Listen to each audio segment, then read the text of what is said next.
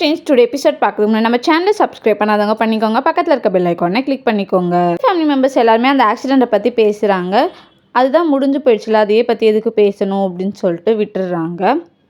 பிரீத்தி அவங்க அம்மாவை பார்த்ததே நினச்சிட்டு இருப்பாங்க. சக்தி அந்த பிளேஸ்க்கு வர, என்ன பொண்ணு உனக்கு உடம்பு எதுவும் சரியில்லையா அப்படின்னு சொல்லி கேட்குறாங்க. பொன்னி விஷயத்த சொல்கிறாங்க. இந்தமாதிரி அந்த காரில் நான் பிரீத்தி அவங்க அம்மாவை பார்த்தேங்க அப்படின்னு சொல்கிறாங்க. பிரீத்தி அவங்க அம்மாவை பார்த்தேன் இல்லை அவங்கள வேறு யாரையாவது பார்த்தியான்னு சொல்லி கேட்குறாங்க. அதாங்க எனக்கு குழப்பமாக இருக்குது அப்படின்னு சொல்லிட்டு சொல்கிறாங்க.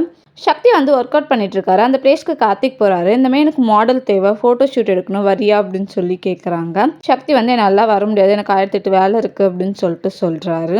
கார்த்திக் பொன்னியை மாடலாக கேட்குறாங்க. பொன்னி நான் சக்திக்கிட்டேயே மாமா கிட்டே கேட்டு சொல்கிறேன் அப்படின்னு சொல்லிட்டு சொல்கிறாங்க. சக்தியும் சந்திரசேகரும் அந்த பிளேஸ்க்கு வராங்க. பொன்னி கேட்குறாங்க, இந்தமாதிரி கார்த்திக் மாடலாக நடிக்க சொல்கிறாரு அப்படின்னு சொல்லிட்டு. சக்தி எதுக்கு இந்த வேண்டாத வேலைலாம் அப்படின்னு சொல்கிறாங்க. உனக்கு ஆட் ஷூட் நடிச்சாலா, எனக்கு ஃபோட்டோ ஷூட் நடிக்க மாட்டாளா அப்படின்னு சொல்றாங்க.